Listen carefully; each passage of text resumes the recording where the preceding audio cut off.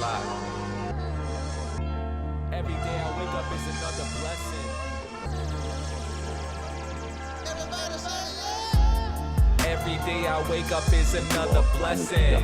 Thankful every second, getting God's protection. I lost connection in the desert, I had no reception. But in that time alone, I probably learned 1,000 lessons. I used my time for introspection and some self-reflection, and analyzed a couple ways to conquer my depression. Everything doesn't happen the way we plan it to, but if we harvest energy, then we can plan it too. So take a look in my eyes, that's where the story lies. I'm telling truth, and that isn't often glorified. I'm showing up, fully present in the moment, realizing self-doubt is my only opponent. So now I'm focused and rolling, the energy is flowing, hoping I stay zoning and my catalog keeps growing. That's the motive, and I'm devoted. My destiny awaits, and I'm not going unnoticed. Wake up every morning and respect the blessings. Yeah, we made it out, you know that this was destined. Death, pain, scars, love and living reckless. Made it through the storm, yeah, that trip was hectic. Wake up every morning and respect the blessings. Yeah, we made it out, you know that this was destined.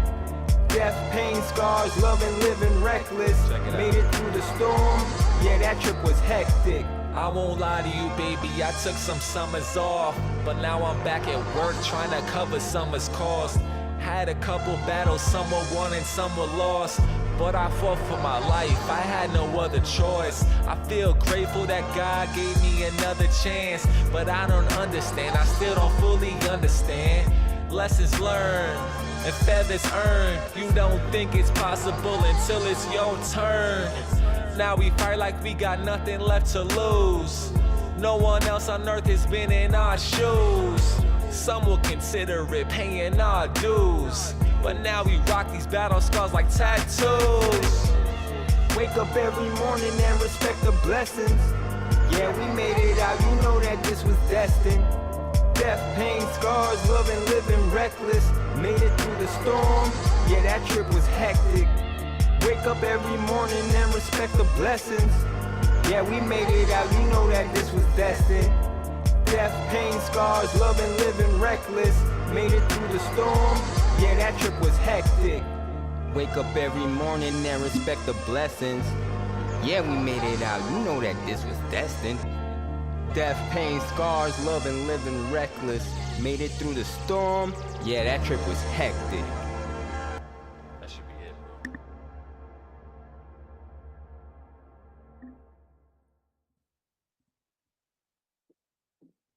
I usually stay on. Also, you can figure it. Welcome to the Hype It Up Show, the podcast where we explore the YouTubers, entrepreneurship, and all things hype-worthy. I'm your host, WHADAFUNK, and I'm here excited to share with you guys stories and insights from some of the most talented and innovative minds of the industry. So today we have the Holy Black. The Holy Black are some awesome people that I've known for a while now, and I've wanted them to have them on the show for a while now. So guys, welcome the Holy Black here. Let's get right into it. Who are you guys? I'm Stefan. I'm Matt. And yeah, we're the owners of the Holy Black. So what is the Holy Black for the people who are watching and might not know? The Holy Black is a men's grooming company. We sell products to barbershops all over the country. We also have a barbershop here in our hometown. And I guess, like, I hate to use the word lifestyle brand, but we have a brand and a following that kind of curated around a bunch of like-minded people that just did a bunch of the same hobbies. And you guys are brothers, right? Yeah, we are. So what is your roles as brothers in the company? Do you have different roles, or is it something that you both work together on? I'd like to know about that first. I mean, we pretty much work together on, I'd say, almost everything. Like, is a joint kind of process. But like, I handle a lot of the art stuff and the computer stuff. You know, like the technical stuff and like digital art and stuff like that. And then he handles a lot of the I guess events and talking to relations with our customers and he handles all the social media, that type of stuff. So it's he's like the front facing, and I'm like in the office, kind of hiding in the dark. So I want to know, how did you guys get the name the Holy Black, first and foremost? You want me to take that? I'll take that one. So I was the whole thing is I was working for like Cablevision. This is what I've been doing this for like 13 years, 12 years. And I decided I wanted to start my own brand, and it was I wanted to do something in the wet shaving world because I was really into like old straight razors, and it was like kind of a little hobby. And I decided I wanted to do something with like a cool theme to it, and I was like racking my brain, and there's a saying in like guys who shoot like cowboy action shooting or like old school target shooting with like the old shotguns, black powder pistols, that type of stuff. They when they shoot the old school black powder, they call it the Holy Black. And like there's all these new black powders called like Pyrodex, and they're like cleaner and easier to use. But the guys who are like super traditional and do it the old school, like OG way, they call it, oh, I only shoot the Holy Black. And I had like heard that term before, and I thought it was like the coolest thing. And when I Googled it, like nothing came up. It came up in like very small forums, and like it immediately grabbed my attention. It was something that I could make my own, that like when you Googled it, nothing else came up. And I just thought it sounded like really cool. And like, when you mix it with the kind of branding that we do, like that old late 1890s, like black and white, and when you walk around with the Holy Black on your chest, like when we first made the first t-shirts, people would come up to us and be like, what is that? Is that a religion? What is that? Like a lot of questions about what it was. And it just felt like it was like, I wrote it down in the middle of the night. Like I was like, that's what I'm doing. And then it just kind of stuck. And a lot of people like wanted to come to us with like deals and stuff, like, yeah, but you think about changing the name because it's a little. I was like, no, we're keeping the name. And there's something about those two words. Both those words are like trigger words, like holy and black, and they're like two words that like really stand out, but they've never really been put together. You know what I mean? So especially in like the search engine optimization world, where like those two things are like just never put together and really highly searched. You know what I mean? Yeah, I really love the name. When I first met you guys, it was at a motorcycle event. Actually, it was I believe it was I was following you guys before that, but I first met you guys at Moto Jam. Yep, that's exactly what that's the best event. At Moto Jam. That's where I met you guys in person for the first time after following you for a while. When did the Holy Black start? So I started about 12 years ago, but then what happened was I got so overwhelmed with this whole, like, it just got so busy that Maddie came on board, 10 years ago? I think I was only doing it for 2 or 3 years. I think it was like 2014, 2015. Yeah. So, yeah, we've been around for about 10 years, like full force. So what inspired you to actually take the leap and start the brand? Like you said, you were into like wet shaving and stuff like that, but what made you want to start the brand? Well, I hated my job. Really, is the main thing. I hated my job, so I would literally just read books on e-commerce and like passive income. All the books you read. Like one of the ones that really stood out to me though was like 4 Hour Work Week. When I read 4 Hour Work Week from Tim Ferriss, I was like, is this possible? Is this doable? And a lot of the stuff in that book now is outdated. But at the time when I read it, I was like, I think I could do this, and I really started just making like aftershave for my friends and family for like Christmas gifts.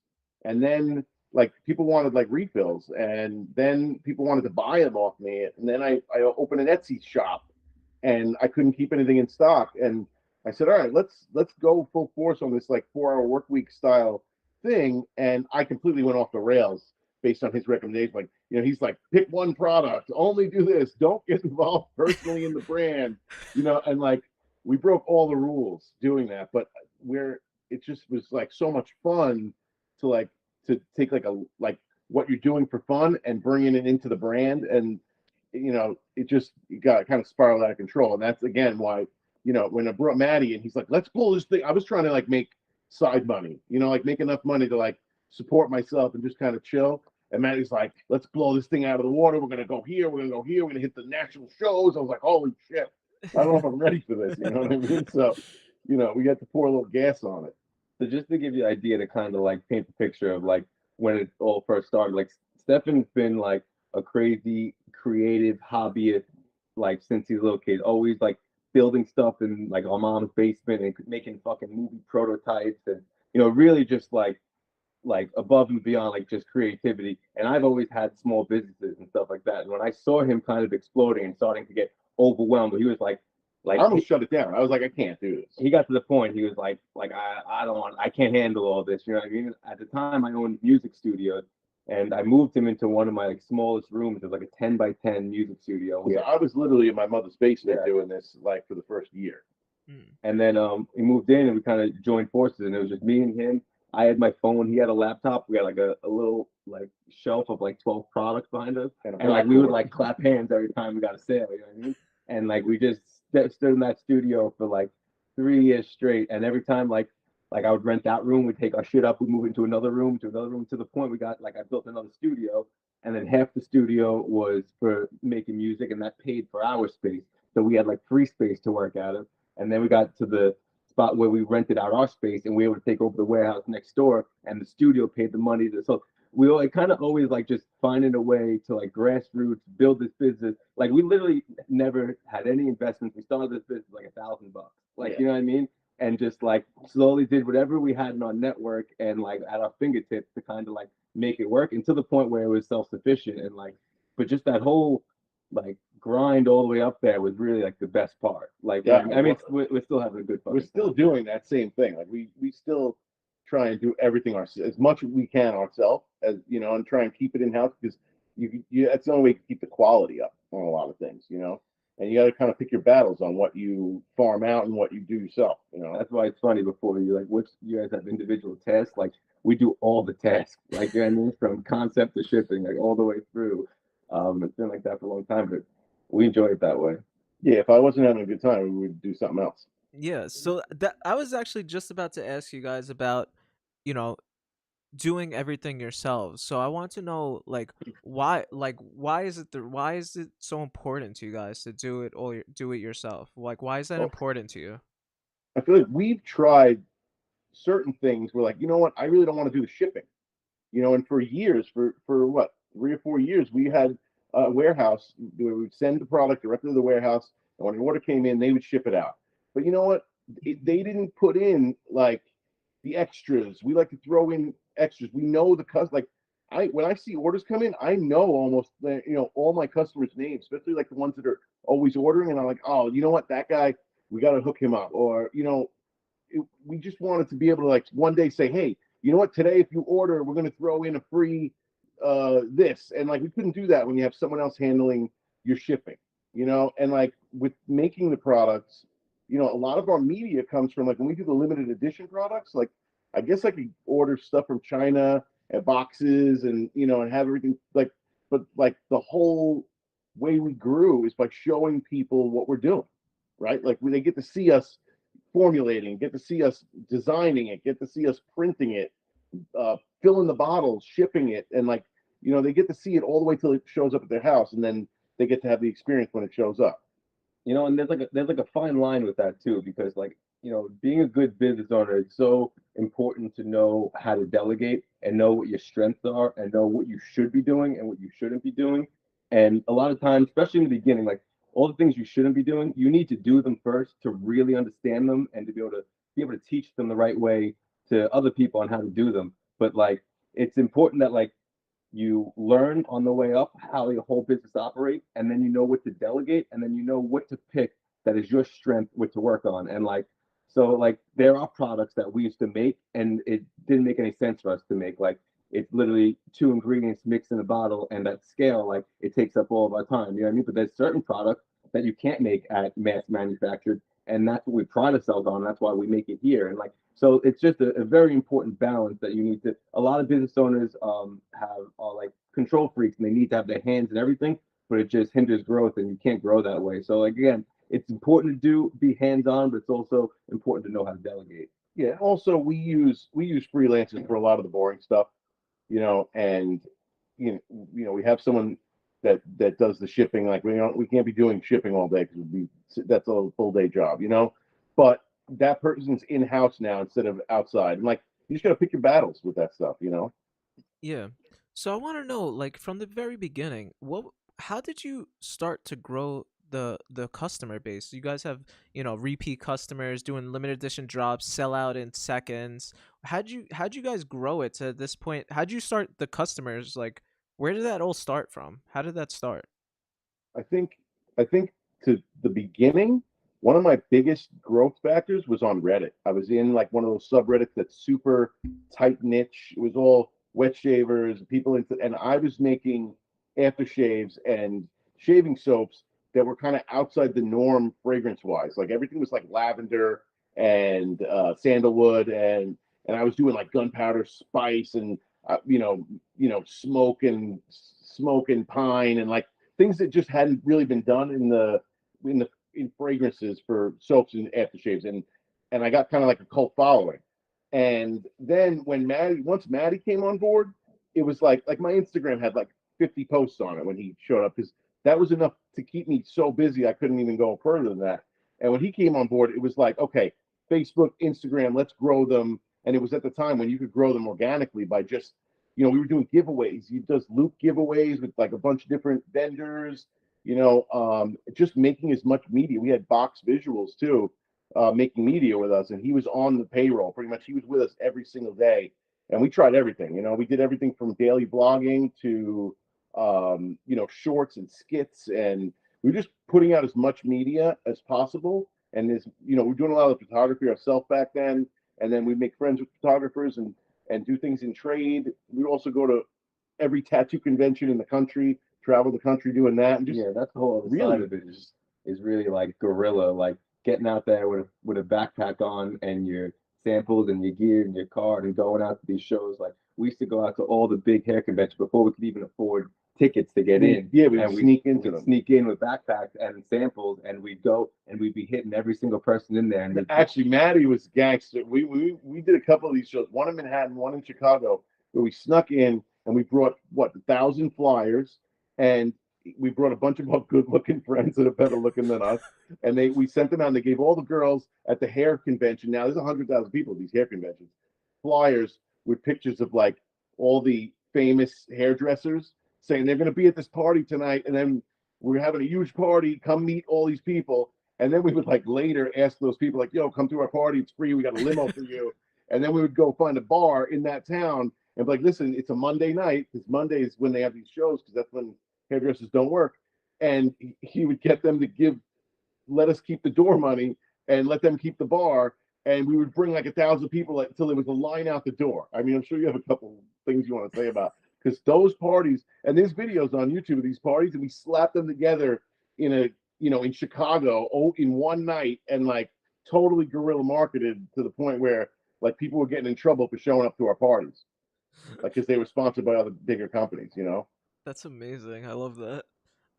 So like you guys seem like you've always been hustlers. Is that something that is like in your family?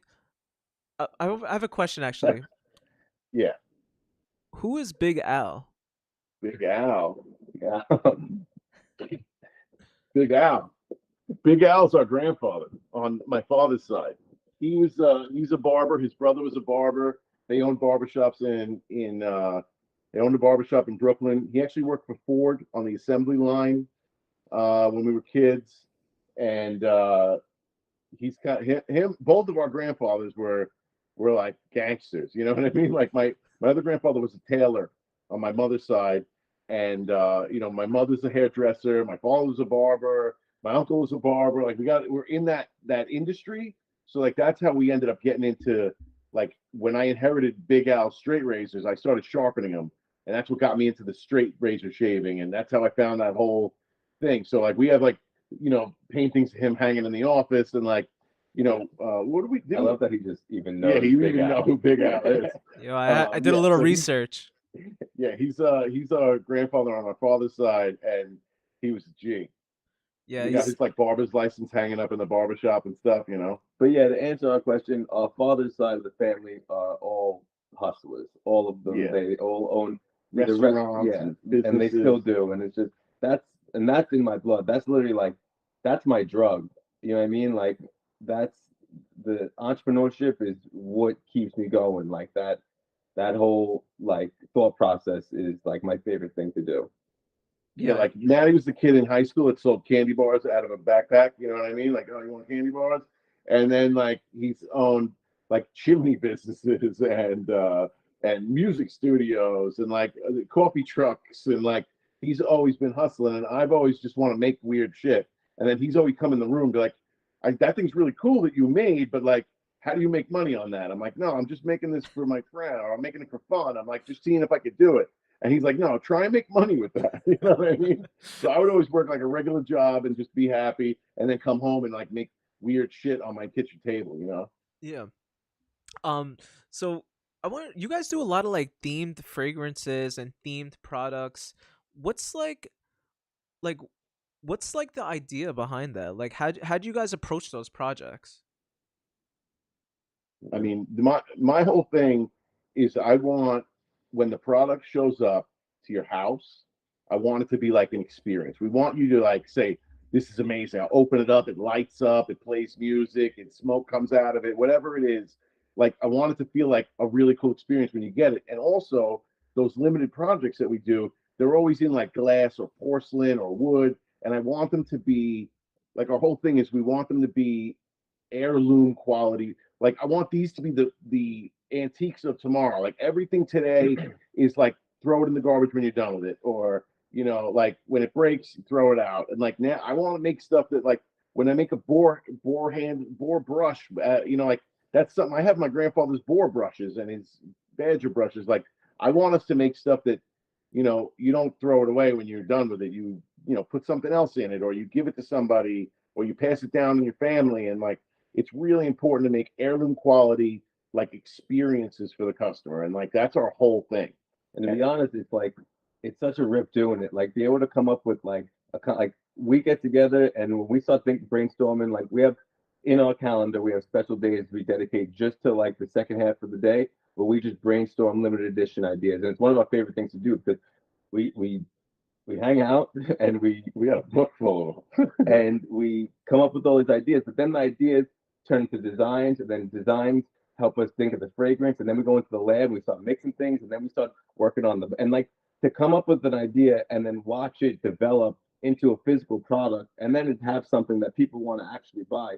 Like the whole process of that is just like addicting. It's so much fun. Yeah. It's where like it's Adrenaline it's rush. where all of our passion comes out because like you can't mass produce that stuff. So you can't do anything of that at scale. So we have all of our regular products that we sell to the general public at scale. But like to get out that creativity side of us, it gives us that outlet to like latch on to something, do something really cool, make something awesome. And like the whole process is fun. And then like we able to make media of us doing the whole process. So that doubles as a marketing standpoint. And then at the end, you have a product that you're able to sell. Like it's just honestly, like we don't make the margins obviously on those limited edition products. The whole thing is like if we can break even on this or even make a few bucks, it's worth the whole because we make the media, we get the media of it, you get to see it, and you also like I'll see like I'll go to like antique shops and I'll see something I'm like, oh, we could make something like that, and then it just goes in that like bank like, and then you kind of it like niggles at you until you kind of like you're like, I gotta make that thing that I saw, like those dice cages that we did recently. So those brass dice cages are, we found an antique one of those one time, and like we haven't stopped talking about it. And I'm like, how can we do it?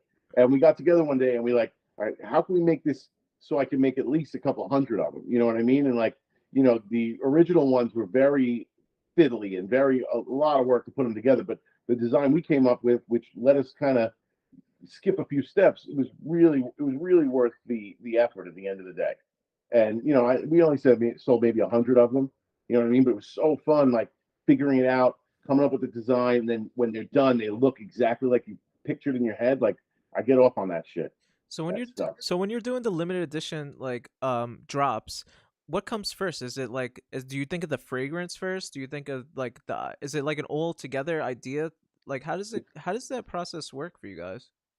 It depends. Sometimes we see a piece of ephemera from like the 1890s from an old bottle, and it's like, oh, we could do something with that. Or sometimes you smell something like I order fragrances, like I order fragrance oils and aroma chemicals, things like that. And whenever I order them, I also order like little tiny samples of other stuff I want to smell. So sometimes something comes in the mail and I bring it to him. I'm like, you smell that? Like that Durban Poison that we just did was something where we always wanted to do a cannabis fragrance, but there was no way that we could come up with to do it. And then we started messing around with terpenes, and then also mixing aroma chemicals in there to get those dank fragrances and things like that.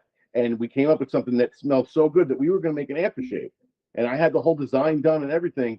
And when we smell them, like, this needs to be a fragrance. We changed the whole thing in the middle. So it really depends on the product, because they're just little tiny ideas. And then when you start talking about them and you really start exploring what you could do with them, and you have another person to bounce the ideas off of, they evolve and they change. Sometimes they change right up to the last minute. You know what I mean? So you never know where the inspiration is going to come.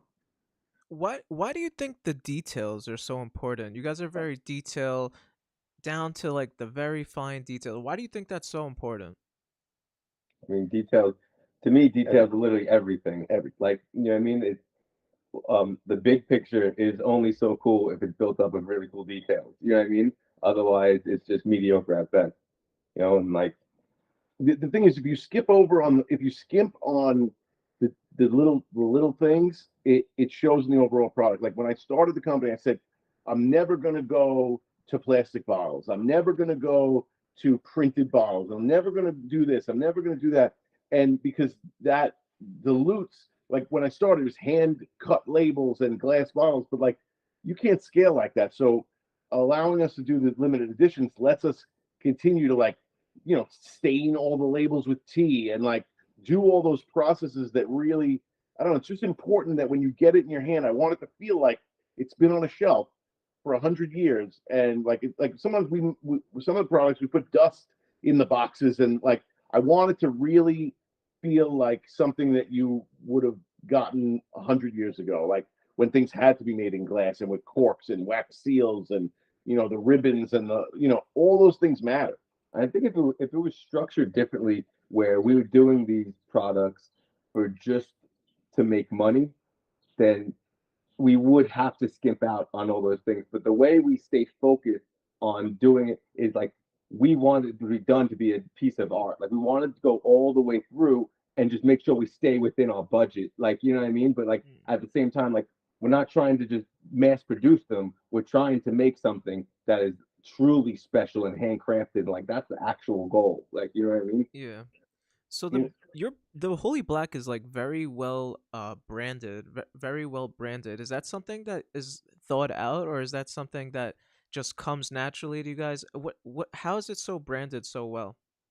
I think the most important part when building a brand, and this is that I've learned, but the is that if you actually build the brand based around what you're actually interested in, instead of trying to create a fake lifestyle, like you actually live the lifestyle that you're trying to promote, it becomes very easy and the brand kind of builds itself. Like, you know what I mean? It does that make sense?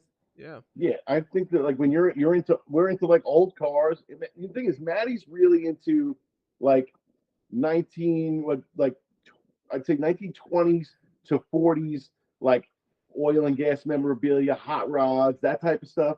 And I'm really into like 1890s to 1920, like Victorian. So you can see like the office is Victorian, and then like outside over there is all hot rods and oil and gas. And like over the time that we've been like kind of doing this, we both have kind of met in the middle on the stuff that we both like, and that's pretty much where all the branding comes from. I like the early stuff, he likes the later stuff, and like anywhere from 1890 to 1940 is all up for grabs for our aesthetic. And then as far as the actual branding, like even the logo, like the arrow and the cross and all that, that comes from an old defunct defunct straight razor company from like early 1800s called Wade and Butcher that went out of business in like the 20s, and their logo is that circle with just a B in it with the arrow and the cross. And for some reason, I saw it on a T-shirt one time, like from this like shave nerd website, and I was like, that is the coolest brand, like trademark brand I've ever seen. And I started like I adopted it pretty much because the company's been defunct for years. And I started putting it on shirts, and everywhere I went, people would ask me, "What is that signal? What is that?" And like I know when I saw it for the first time on an old Razor, I was like, "That's the coolest thing with the St. Charles Cross." And like it was like a guttural, like something that like I felt it when I saw it, and it just we put it on everything now. And like the branding, the actual like marks and brand, we have a lot of different like THBs, and they're all different styles, but the Arrow and the Cross are our main one, but we have a lot of them that we use for the like the Brotherhood stuff, and it's always there. There's always we brand everything. There's something about it too. Like I thought it was just me because it was my brand I had on my big friggin' van, so like everybody would ask me about it. But like anytime I give someone a T-shirt, like people come up to me all the time. They I guess it's like the holy black. People need to know what it is. When I used to drive my van, I couldn't get out of my truck. People just needed to know. They were like, "Are you a biker gang? Are you a band? Are you like what are you?" You know what I mean? Like they just need to know. There's something about it that is definitely contagious. I want to know, what is it like working with your family?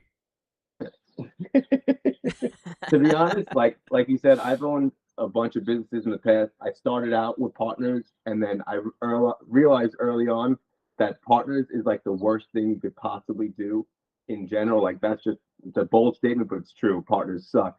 And then after that, I had solo missions for such a long time, and like if there was one person in the world that I would be partners with, it's my brother, and literally the only person. So like obviously, like we're in the same office here every single day. Yeah, we literally like share that. We have one giant desk that we share. Like we have the same. We share an office. I just feel like the thing is like he's got skills. We're like the same person. That's the thing. We're like the same person at the base. completely different. All the downsides and the upsides, they're all the same. But he has skills that I don't have, and I have skills that he don't have, and it's just such a good partnership because he does all the stuff I don't want to do, and I do all the stuff he don't want to do.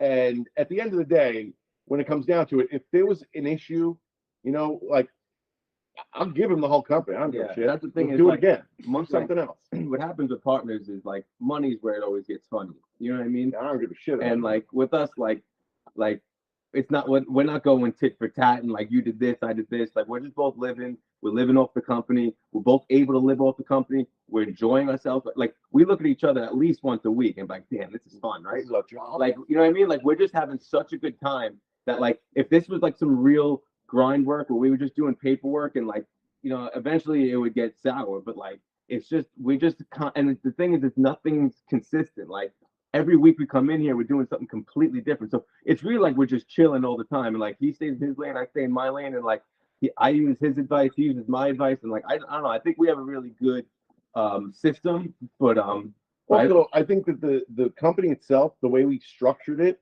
even at the beginning, it's not structured to make us into billionaires. We're not trying to sell the company to a big company. We're not trying to put our stuff in Walmart. Like we're trying to make enough money where both of us can live comfortably, enjoy our lives. But most importantly is that doing this has to be so fun. It has to be like we get to get old cars and work on them with our friends. And it allows us to do the things we want to do all the time.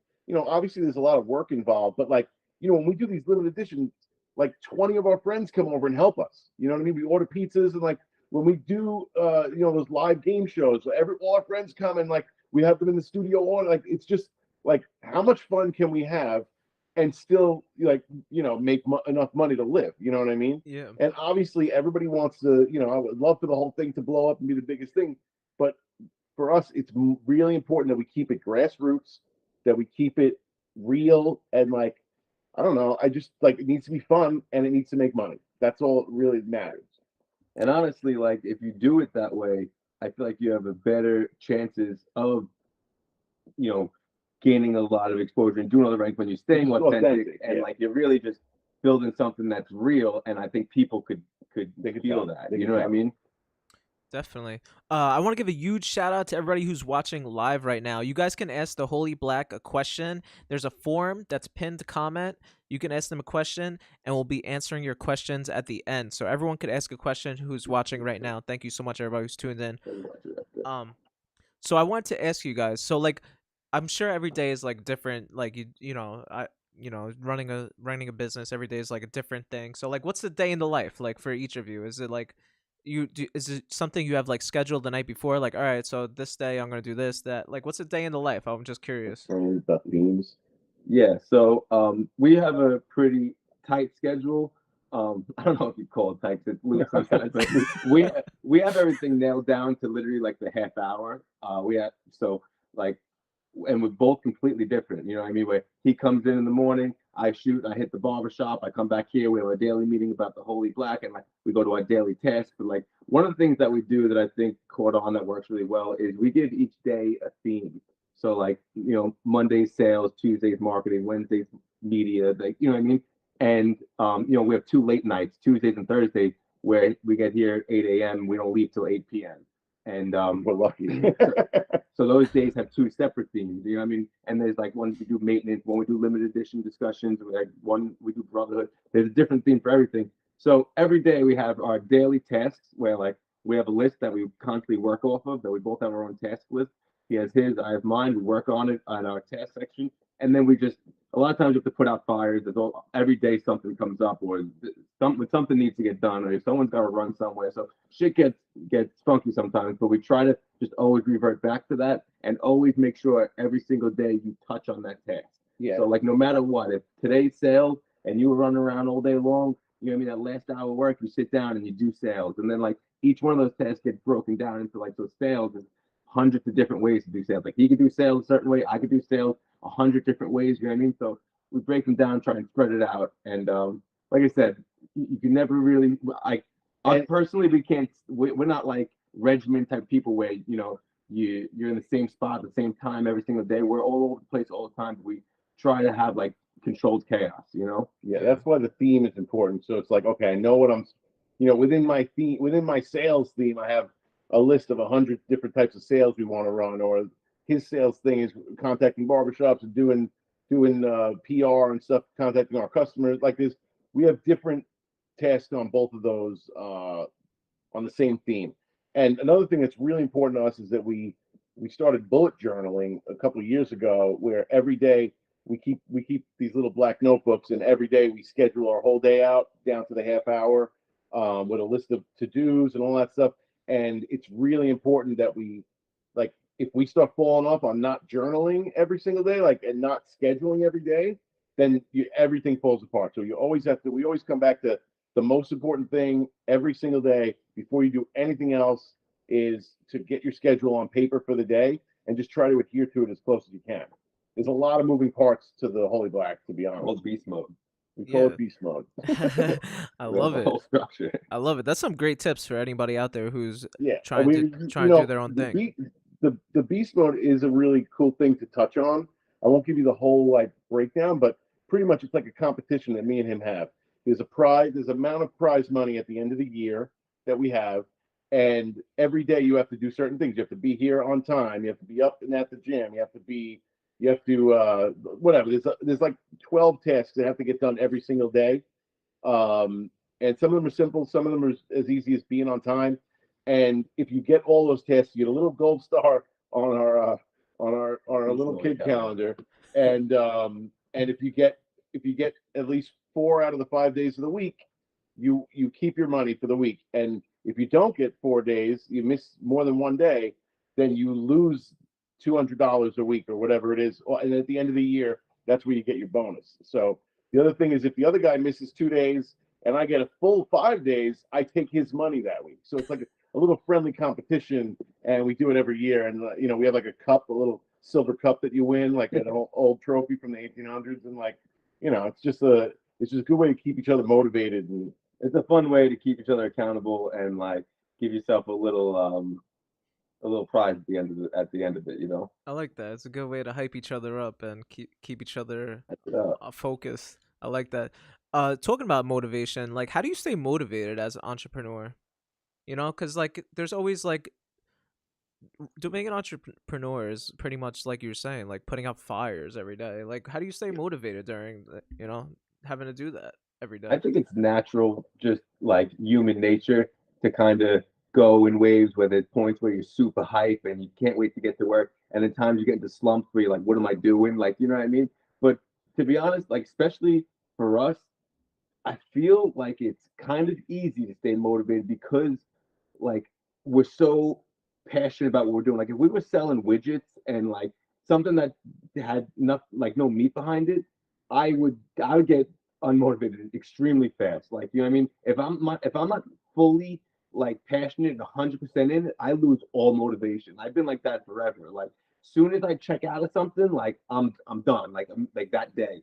So like the fact that like we like enjoy like Monday is my favorite day. I can't wait to get back to work. Like there's two things I do. I do like my family and my business. Like on the weekends, I'm like all family. Like, I don't even look at my phone. And then like Monday comes and I'm like, let's go. You know what I mean? And like it's just a like new opportunity. I don't know. It's just for me, it's easy to stay motivated. I love the journey Also, so much. there's nowhere that I'd rather be than here. Like I go home and I'm like, I just go, like we have all of our stuff here. You know what I mean? Like this, we like I said, it's our warehouse, but it's also like our clubhouse, and it's also our kind of hangout where we can hang out with our friends, and like all our toys are here, and like we got a pinball machine. You know, like we make it a fun place to work. Like when I worked at Cablevision, they had like a ping pong table in the break room. You know what I mean?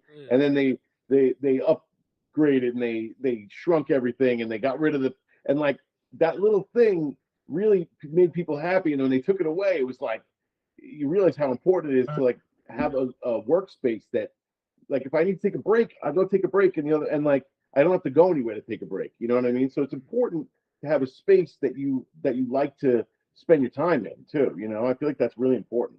Definitely. Do you guys remember the moment that you were like, all right, the holy black is what we're going to do now? Like this, you know what I'm saying? Like, all right, this is like Yeah. like, can you tell me about that moment? Tell us about the moment. I remember sitting in the parking lot of my music studio and having a conversation with him, and he was explaining to me what was going on with him, like we were saying earlier, being overwhelmed with all the orders and everything like that. And we discussed like it'd be much easier because like he got to the point where he was like backlogged with orders, like trying to keep up with everything. And it got to the point where it would have been easier to shut it down and start over. But as the more we talked about it, and the more we were so passionate about the actual company that like we decided to like move forward. And from that point forward, we literally never looked back. Like it was like, you ready to go? We're gonna do this, yeah, yeah. And then like the It's next been day, every day. the next day we got into the office and we just never ever looked back. Literally from like day one. You know what I mean? It's just like because that's the thing. It's like you're at the point, you know, especially I've had a couple business leading up to it. So like I knew what I was looking for as far as like business wise. And like I wouldn't dive into anything that I wasn't 100. Like there's no time to mess around type of thing. You know what I mean? So once we made that decision, I mean, I don't think we ever looked back ever since. No, it's been a while. Uh, that's amazing. So you guys recently opened a barber shop. Was that always part of the goal, or is No, that No, something that just happened we've to? been trying not to open a barber shop, but like like as a kid, my dad had a barber chair in the garage, and like my mom ended up like selling it at a garage sale or something, and like all my life I'm like, I always want a barber chair, like I always want a bar. Now it's like we had to open this barber shop though. You got to understand, like it was all like what do they call that? Serendipity. Like our friend owned the building, and the business that was in it was going out of business, and our hometown is like blowing up right now with restaurants and bars, and it's like it went from like a dead town to like one of the busiest places on Long Island, and we had a chance to open up a business on Main Street in our hometown, and we had a lot of barber chairs, and we had all these like antiques, and like it was like one of our other friends who's a barber, he was leaving his barbershop that he owned. He was like splitting with his partner or whatever, and he had nowhere to cut hair. And it was like, you know what? Let's just do it. And now I'm glad we did it because it's like the coolest thing we ever built. It's an amazing place. It looks exactly like we pictured it in all the drawings and the ideas, and like it's a dream come true to have like a showroom for our products, and also have some of the best barbers in the country. We have barbers that moved here from other states, and like it's been amazing having that shop. It's like you got to come see it. It's literally something that we tried not to do. So 'cause we wanted to do it, but we knew like we had an e-commerce business that we could literally run from our phone, bring a laptop, go anywhere. Like brick and mortar is dead. Like you know what I mean? And like it made no sense to lock ourselves in. But like when it just like you said, like it all kind of came together when the property came around. This corner brick building on our hometown. The barbers like just started coming out of nowhere and like trying to work with us, and like it all just kind of happened. And then like it just all fell right into place. Like before, like I had the one barber, and we took over the property, and it took about a year before the time we got a building permit and did the whole, from start to finish. And throughout that year, During COVID, yeah, throughout that year, we were just reaching out to the people we really wanted to work with, and we started setting up barber chairs inside our warehouse. And by the time we opened up, we had 6 barbers already cutting at our warehouse, and we just moved them into the barber shop, and it was just like a smooth transition. So it was something we didn't want to do, but yeah, I am happy that we did it. It's a lot though. You don't when you're running a business and you add a whole extra business to what you're doing, it really adds a lot to yeah. the And family. we also have a nonprofit with the club with the Order of the Holy Black. That's like another business that we're running, and it's just like you got to stay focused on that, and you need help sometimes. So we have a lot of people helping us out with a lot of things. So that's actually something I wanted to ask you guys about. How do you find help? Like, like you doing everything yourselves, obviously at times, and doing things you're gonna need help from others. How do you find that help starting out? I mean, like that's Starting out, it was just our friends and family. Like, my sister, my brother-in-law, his friends, his wife, like everybody. Like, we need help tonight. Like, we have a big order to fill. Come down and help us, and we'll buy you beers and pizza, or we'll, like whatever we could do. And then eventually, like, you have to start paying people when you have the money. You know what I mean? And it's not easy to, you gotta. That's why it's so important to grow organically, because if you grow too fast before you have those plans made, then you end up making them. That's pretty much what I did. I grew too fast when I was just me. You know what I mean? And you got to really be, what's the word? Focused. You're not just focused, but you have to be, whatever. It's not important. You have to be very focused on where you're going next to make sure that you don't overshoot goals and overdo it. I mean, we really tried to focus on building this company so we didn't need a lot of employees. Because really, like, and that's why the barbershop's like a little bit of a like you threw in a monkey wrench, because for that, like, anyone could take a building, put a bunch of cool shit on the walls, but like the employees, the heart of the whole business, finding good people to work. And you could ask any single business owner, and you ask them what's the hardest part of their business, they will find you is saying they'll tell you that finding good workers. You know what I mean? It's literally the hardest part, and it's the whole business. You know what I mean? Like the barbershop without a solid team, and like I'm so particular about the people we put in there, because like one person could fuck up the whole business. Oh, excuse me. One person could really like if you have a good vibe going and you have one person that's off, it's like cancer. It'll spread. You know what I mean? So it's really, really, really hard. And still to this day, for the actual Holy Black, as far as employees, there's still people that are our friends that just work for us now. We've never really, we tried a few times like hiring and putting out ads, stuff like that, but the warehouse is like more than just a workspace for us. So like you have to be someone Like family. You need to be family to be in to here. have a key to come in here and do what you got to do. You know what I mean? So, but we're at the point like we only have one like steady employee outside the two of us that we don't like. Besides the people like we outsource things to, but like in house, there's only one person that makes stuff and ships stuff and does stuff around the shop and just kind of helps us. And then, and honestly, that's the best way you can go. I tried to focus on that, and that's why I got into the music studios, because it was just me. And also that 4-hour work week was always like, you could do this, but one person, like, you can. But the most important thing is, like, if you want to go away for a week with your family, or you want to go on vacation, and you're the only people that work there, you have to design the business around that. It's important, like, that you're able to do that. So, like, I can do my whole job from a laptop, as long as I'm not producing product, and he could do his whole job from a phone, really. You know what I mean? So besides production, which is something that, we outsource some of it, and we do make a lot of stuff in-house still. As long as we're not in the middle of a major project, though, it ain't no thing to be able to just say, hey, I'm going to be working from Starbucks, or I'm going to be working from I was in Philadelphia last weekend working, you know what I mean? So it's just, it's important that you structure the business at the beginning for how you want it to be in the future. Yeah. So I wanted to ask you, what separates, not only like, what separates your barbershop, what separates the Holy Black brand from other people who are trying to do something similar? What separates you guys to some, like, other similar products or I mean, companies? the men's grooming niche is the biggest growing, the largest growing, fastest growing niche in America right now, and it has been for the past like 3 or 4 years. Especially when the beard thing was really hot, that was a huge boon to the industry. But you got it, like everywhere we go, it's like another beard oil brand, another beard brand, another pomade brand pops up, and like it's it's not. Listen, the product has to be good. That's very important that the product is good and everybody likes it.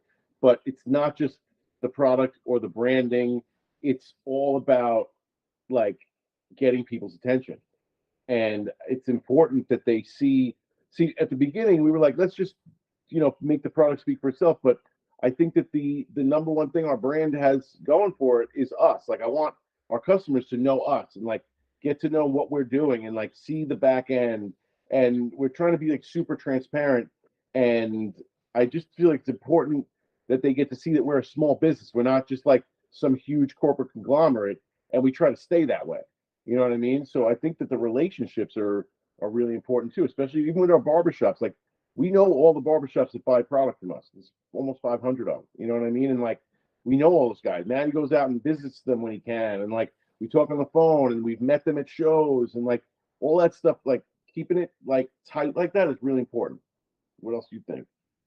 No, yeah, I mean what you're saying is exactly on. Like the keeping relations and not being like trying to blow it up to the point where it's corporate and sticking our products in Walmart and the products. I'm like, we're literally the only pomade company that you can't get on Amazon Can't get and anywhere. Walmart. You can only get it from us or at a barbershop. And like our barbershops know, like I also won't sell to the barbershop around the block from you. And like you said, I've created personal relationships with everyone we work with, and everyone, like we don't have any sales rep, we don't have any distribution. Every single shop that we're in, I literally reached out personally, Or we met talked to them. them, Yeah. called them on the phone, and built a relationship with them, and just keep it 100% real. And like I'm doing business because I think we're like-minded. I think we're a good fit for each other. I'm not just trying to shove my product in any hole in the wall. Like we stay true to what we believe in, and we stick to it. And our customers, the people that mess with us, they know that. You know what I mean? And that's why they respect us. And they know that their customers can't go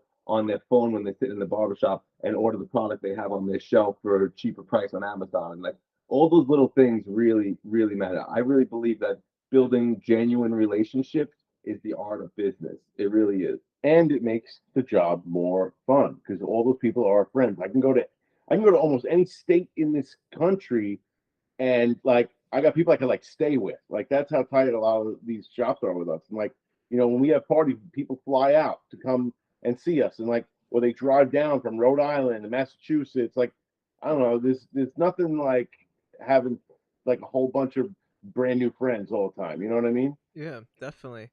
Uh, how important do you think throwing events and going to events is, or like, to the brand? I mean, I think we made a name for ourselves at major hair shows amongst big brands just by showing up. We would put guys in vests, and like we would all dress alike, and like, like try to just get our name out there. When you go to a big event like a hair show for our industry, but whatever your industry is, like go to these big conventions and things like that. If you do something over the top, we always try to go over the top. Our booth is handmade, everything, we try to go over the top wherever we go so that people see us, they see what we're up to, and they come over and say, what's the deal here? Like, what is this? Like, I want to know. You know what I mean? Like, whether we bring like the prize wheel, built a giant prize, like whatever it is that we're doing that weekend, whether it's a tattoo convention, a hair show, a barber convention, Like we did a barber convention, we brought professional skateboarders and set up ramps or like, whatever it is. You got to show up to it. Don't just go there and go talk to people. Go there and like have a plan, and that's the best way to go to events. And then when you throw events, Maddie will tell you about throwing events. Really. Yeah, and even going to events is so crucial to, like, if you know your brand and you know your demographic and you know the people that are your customers, like at Moto Jam is a perfect example. Like I met you there and we're here years later still talking. And that was like every single time I went to an event, and to this day, every single time I go to an event, I leave that event with making one contact that was worth the whole event. You know what I mean? At least, yeah. And like, so that's what so is getting out there, finding your customers and showing like, if you have a brand that's based around hot rods and motorcycles and skateboarding and tattoos and all these things, and then you go to all these shows, you're expanding your horizon. Like you can go to hair shows and you can get like your wholesale customers and stuff, but then you want to get your retail customers, the people that are going to be your customers for life. You go there and like he said, you show up. Like I can't tell you how many events we've been to, and every vendor booth has a vinyl banner and like a tablecloth with like their name on it and it's hyped on That's it. fake wood tablecloth, you know what I'm talking about? And then we come there and we built like it literally takes me 4 hours to build my booth. It looks like a log cabin, like it's all hand painted canvas signs and like you know what I mean. So like when people leave, it gives them like social currency. It gives them something to talk about when they left. Like did you see that one thing? I'm always trying to bring one thing that like resonates with people, And then throwing events is the same thing. It's like bringing all these people in. But you have a lot more control. Yeah, and exposing them to what you're capable of. We like to throw like really wild, like just bizarre type of events. Again, just to give people something to talk about. Like when we do events, I always hire sideshow performers that come and they're like, it could be like bingo or whatever, and these guys like swallowing swords and there's girls hanging from chains. But like it's like when you go over the top and then on top of that, you get the whole media aspect. Like media is king. Everybody knows like you need to be creating content, and there's no better way to create content than to throw an event. Than to actually do stuff. Like people trying to create content out of nothing. You might as well do stuff. Do fun stuff and document it and get it on video. So I wanted to talk about, since you're talking about media, I want to talk about the commercials and the promos that you guys come up with. They're really well shot. Everyone should go check them out if you haven't seen them yet. They're all amazing. So how does the ideas come up with these, like for these commercials? Is it something that is like thought of before the product, or is it like after the product's made? Like how do those ideas for the commercials and the promos, where does that come from? Just heavy brainstorm sessions. Like that's really what we do. Me and him aren't always in the office a lot together, but when we are, we're pretty much just working on. So when we're together, we're working on brainstorming ideas. Whether it's for media, we have a media night, and Box Visuals comes through, and because he can tell us what he's capable of. So a lot of times he comes up with wild stuff, and I'm like, we're not doing that. To be honest, he's an absolute genius. He really is. Box Visuals is one of the biggest assets that we have. He's one of the reasons why we have any of the exposure that we have. He's a media beast. He has his finger on the pulse of trends. He can do amazing things with very little equipment. Like he rolls like we roll. He comes in and he's like run and gun. He doesn't bring lights, and we've worked with other videographers. We had the first video we ever did. The guy came in, he laid track in a barbershop so we could have a dolly come through. It took him all day to set it up. He got one shot. We got 12 people saw the video, and I'm like, never again. We had to pay him like all this money. And then Box Visual shows up with the first time he ever came through, he had an iPhone on a gimbal, and I'm like, who is this kid? And Maddie goes, trust me, he's amazing. I'm like, get him out of here. He comes in, he shoots his video. When I saw the video, I was like, holy cow, this kid is a genius. And he's been with us ever since, and he's only gotten better and better and better. Now he's doing like the AI stuff, the videos of the AI, and he's blowing up. And like, you need to have somebody who works on your level. Like you could spend a whole day shooting. Box comes in an hour. Like sometimes just get the shot. Do what you need to do to get the shots and put out as much media as you can. Don't waste your time. Definitely. So I wanted to ask you, what are some of the challenges you guys face as entrepreneurs, just for other people to relate to? I think the biggest challenge of being an entrepreneur is not like, if you have a conventional job, you have like direction.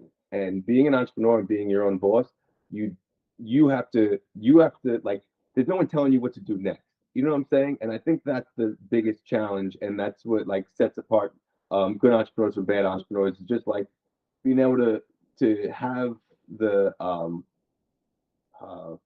what's the word I'm looking for? The discipline to know what's next and to do what's next, and not do the easiest route, but do what like comes next. What's the actual next step, opposed to what you want to do next. Right. Because sometimes you slip and you start just doing the easy, quick tasks just to get them out of the way that are right in front of your face, and you lose sight of the big picture. But I find, for me personally, that is always like the biggest challenge. Is there's it's like there's always things to do, and you're always working on the next thing, but you never know like if you're going in the right direction or what. Like, you're kind of just like throwing a bunch of stuff at the wall and see what sticks, and like it's the fun part of it, but that's definitely a challenge for me. Yeah, and also technology is changing so quickly. Like, we're always trying to be on top of the next trend and the next, like, what do we need to be? Like, what's the new social media coming out? Is it this? Is it TikTok? Is it Lemonade? Is it what? Like, where do I need to be focusing my media machine at too? And like, things change now with AI. Things are going to change even faster, and like, things are, you just got, it's hard to stay on top. Like, it's not like this is the 1950s where things, with the Industrial Revolution, like with the technology, things happen overnight. Like, tomorrow they could shut down Instagram. You know what I mean? Or they changed the Instagram algorithm, and now you have to change your whole, whatever was working before is not working anymore. So you have to always be trying new stuff. So, what's some advice? Because this show's geared towards people who are entrepreneurial. What's some advice for someone who hasn't yet take that leap and is thinking about taking that leap? What's some advice you guys could give to those people out there who are on the edge? This is the one that I always tell people is, when you start, pick one product, test it thoroughly in the market, whether it's with landing pages, email signups, whatever you want to do. One product, test it. If it looks good, then go forward. But when you start doing line extension and adding lots of products and a lot of people want to start with a product line, which, I started with aftershave, then I added soap, and then things got out of hand. And now when it's time to restock 25, 30 products, now you have to have the capital to meet minimums for 35 products. You know what I mean? So you got to be careful how you grow your product line. So start with one product, make it work, and then move on from there. I think that's a really good piece of information for anyone wanting to get into like e-commerce. I think personally, I think that the what was the question again? What some advice for someone who wants to start? Yeah. So I think business. the most important thing is that you go into something with passion behind it, because if you are not passionate, it's real easy to throw the towel in. When you have, and like, there's going to be times that you're going to want to throw the towel in. So if you don't have the passion behind it, it makes it that much easier. But if you have the passion, it pushes you to keep moving forward. So like, find something that like, not only that you might be smarter than the average person in, like, a whatever that niche may be, but find something that like when you're in it, like, You're having a good time. exactly. I have a couple more questions for you guys, but everybody who's watching live right now, you guys could fill out the form, ask the Holy Black a question yourselves. I'm going to be asking them your questions at the end very shortly. So ask your question. The form is in the chat. You guys can ask your question right now. But I have a couple more questions for you guys. So I wanted to ask you guys, do you guys have a favorite project, each of you, that you've worked on? You go first. The Vampire Hunter kit is my number one, because it was something I always, like, we've talked about looking at old real antique ones, and it looks so much. There's one like right next to me right now. It looks so much like a real antique. Like, that's the one where we put the fake spider webs in it, with the glue gun, and then we covered them all in dust, and then we wrapped them in brown paper, and it really is, and look, like, has a real piece of garlic and a real oak steak, and it is a Vampire Hunter kit, and it's also the product. And I don't know, that was the most fun to make too. It was like, we had all our friends in here. It's either that or Black Magic. I think Black Magic was my favorite fragrance that we ever made. Yeah. But my favorite project, I think, would have to say the grease gun. The grease gun. The grease gun was probably my favorite, just because, like, that's like old oil and gas and like stuff like that is just like my favorite. And the way that came out with the old Gulf, I would have to say that would have to be my Yeah, favorite. that's all based on like old oil cans and sprayers and stuff that we have in the shop that I just kind of ripped off old designs from, and it really looks like something you would have bought in like the late 30s. And that was a cool project. We're gonna probably do that one in a little bit of a different style. Yeah, those are both awesome projects. So I wanted to ask you guys um one other question, and then we're gonna get to the questions from the chat. My question was how how do you come up with the fragrances? Is it like just experimenting, or is it like how do you come up with a smell? Like, you know what I'm saying? How do you design a smell? I don't understand how that works. I always wanted to know. All right, I guess I'll feel that. So in when you're building fragrances, I mean, to become a real perfumer, you have to have a chemistry uh, master's degree to get into a perfumery school. So like, I'm an amateur perfumer. You know what I mean? I'm not working for Tom Ford over here. What I do is I buy every single fragrance I can get my hands on. So I have over 1,200 fragrances in my fragrance library. I have fragrance oils, I have aroma chemicals, I have terpenes, I have essential oils, I have resins. Sometimes I even distill my own fragrance in a steam distillation setup. But I'm not doing major chemistry. Like I learned a few things and I've read a lot of books on it. And then what I do is I pretty much come up with the idea that we want, or me and Maddie will come up with the idea for the fragrance. And then I'll order even more fragrances online that are kind of in line with that. And then we'll smell them all and say, I love this, I don't love this. And me and him will do like a lab night where we kind of smell all the things that I'm thinking about putting in this fragrance. And then I layer them different ways. And then you have to let them sit and let them kind of marinate and then check them again, maybe a week later at least to really see how they work together. Then you need to wear them. And I put these in little bottles and I label them with numbers.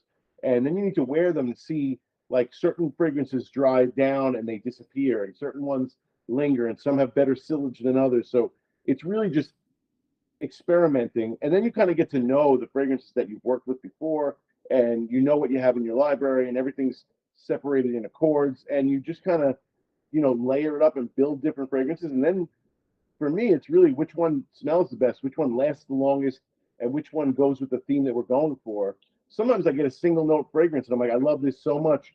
Maybe just a little bit of smoke or a little bit of, something powdery would really set this off. Like with the Durban Poison that we just did, the terpenes were very like lemon, lime, citrus, grapefruit, and pine. It's like alpha pinene, D-limonene, terpenoline, and then, but it didn't have that kind of like dank, I hate to say cat pee, like rhubarb, you know what I mean? The types of fragrances that, you want for cannabis that kind of give it that dank fragrance. So I used actual fragrance from a rhubarb, which had that bitter, so, you just kind of like come up with ideas and try them. And that's how we build fragrances anyway here. It's amazing. I always wanted to know. Thank you for letting me know. So we do this thing on the show at the end where we go through like 5 favorites, just a quick, not thinking too much about it, like quick thing, and then we get the questions from the form that people filled out. We got a bunch of questions lined up already, but let's go through the 5 faves real quick. Favorite pizza topping? Pepperoni, I guess, if I had to have a topping. I'm honestly like a straight regular slice. Me too. Regular Cheese slice? pizza. Don't put nothing on my pizza. Favorite Gardens, if you got it. favorite car? 1951 Lincoln. I don't know. That's hard. 250 GTO Ferrari has always been my favorite car, but like, I don't know. I like 1949 to 51 two-door Mercs chopped. That's where I'm at right now. But like in a month from now, I'll be into vans. Where are you at with that? I mean, I like to stick with like a early traditional Model A coupe, or Roadster. I like Phaeton. Yeah, the 28 Roadster. Phaeton. Favorite cartoon growing up? Felix. Felix the cat. I was like a Smurfs kid. I think I'm older. I'm 42. I'm like I was the last with Smurfs. Favorite place you've ever been? Buzios. Buzios, Brazil. Me too. Favorite color? Black. Yeah. Come on, son. That was just a fun one. All our clothes are black. Everything's black over there. That All was black just everything. that was just a fun one for you guys. All right. Now we're gonna take some questions for everybody who's watching live. Yo, I just want to give a huge shout out to everyone watching live. Really, really appreciate you. If you didn't yet, hit that like button. So we're gonna run through the questions real quick. First question: coffee or tea? Coffee, black. Agreed. All right. Next question we have here. Juice. Next question we have here. Biggest inspiration. Biggest inspiration? That's the question. Big Al, man. Got to be Big Al for me. What do you got? I'm with you. Are you with me? I'm with you. You're answering. I'm answering these. Yeah. Oh god. One dead musician you would love to see live or meet. Ooh, Jimi Hendrix. Take it. Yeah, I'm a Jimi Hendrix fan. All right. Willie Nelson, he's alive, but I still want to hang out with him. This one's from the homie Smooth Craig. It's awesome to see two bros working together. I'm on a new journey working with my sister with our new brand, Cornish Haze, in the UK. My question to you both: do you fall out, or is it just a sister thing? My sister is a slave dryer. I'm the one who has the cabinet joinery for 27 years. It's great to meet you on here. So he wants to Yeah. know pretty much, do you guys ever have fallen out while we're having to work together? I mean, it's inevitable. You spend enough time in a room with anybody. After a long time, people get on your nerves. You know what I mean? But as long as you can push through and not hold the grudges, that's the only thing that matters. That's the thing. Neither one of us hold grudges, so like we'll get into we'll it. get into Don't it. get And then like an twisted. hour later, I'll hit him up like, let's go get dinner. That The way sounds it's gotta like be. that sounds like over here too. So You work this for your brother, don't you? yes, that's that's what I was saying. It You sounds know. it sounds exactly like here. All right, this question's from A&T. Tell us this cool story about Big Al. Oh, Big Al. What's a good story about Big Al? you gotta give him a good big ass I story. know. I don't want to ruin it. All right. So Big Al, he lived in Florida when we were kids. And yeah, he'd bring me down. I'd fly down there as a kid, and he used to have a mail truck, like a Grumman Jeep, and he would let me. 5 years old, he used to let me drive it around the neighborhood, and he would like teach me how to play golf and put me on the roof of the house. But one of the main things, he painted everything Rhinestone. gold and like metallic silver with and he would rhinestone everything. All the rocks outside of his house were rhinestone. All the Jesus statues on the front lawn were rhinestone and spray painted gold and silver. And one time, the neighbors, they thought there was like a UFO or something. They were freaking out, and it was a giant tortoise that he had spray painted gold or silver, and he let it loose in the neighborhood. Like, it can't be good for the turtle. Covered in rhinestones. You know, like to be painted gold or silver and covered in rhinestones. But the thing like wandered around the whole neighborhood. Like the police came and everything. Like they didn't know what the hell it was. So that's a good Big Al story, I guess. Yeah, that's amazing. That's He hilarious. had like a little pencil mustache. He was the coolest. I love it. I love it. And another question we have is from Andrew Bergen. What is the nonprofit you run, and how can we help support if we're local? So we have our nonprofit is called the Order of the Holy Black Brotherhood. It's actually a social club. We do have a 501c3 that we do use for when we run charity events, but we also are a 501c10, which is a social club. The only way I mean, you can always support by coming to our events, you know, and you know, we do donations we did Wounded Warrior recently. We do we really focus on men's mental health, things like that. But we do have open houses. You come down to a meeting, come to one of our events, and you know, we're always looking for new members if you're local. Sounds good. All right. I think let me check one more time if there's any other questions. I think that's the last question. But I just want to know, like, what's next for you guys? Do you have any future plans? Any maybe sneak peeks or leaks that, or like maybe some that people Yeah, I got something for could you. know about? Yeah, Like, what can what's we talk going on? about? What's We next? actually, we haven't said this to anybody. No one knows anything about it besides me and him. But we are. I can just show you. What is it? Ooh, I'm excited. I don't even know what he's talking. Oh yeah. So we're doing a collaboration with Pabst Blue Ribbon. We just got the okay to go ahead and do it. So we're taking one of their vintage PBR cans, which is right here, What? and then we squished it down and we made it into a pomade. So this is what the pomade's gonna look like. I don't know if you can Wow. see that, but like here's the. Yo, So that's yeah, it's a so P. sick. Yeah, it's Yeah, pretty those are dope. going into production probably next week, and then we'll be offering them for sale on the site, on the at the barbershop, and then at a few select places through PAP. And So we'll send you one. Yo, that is so sick.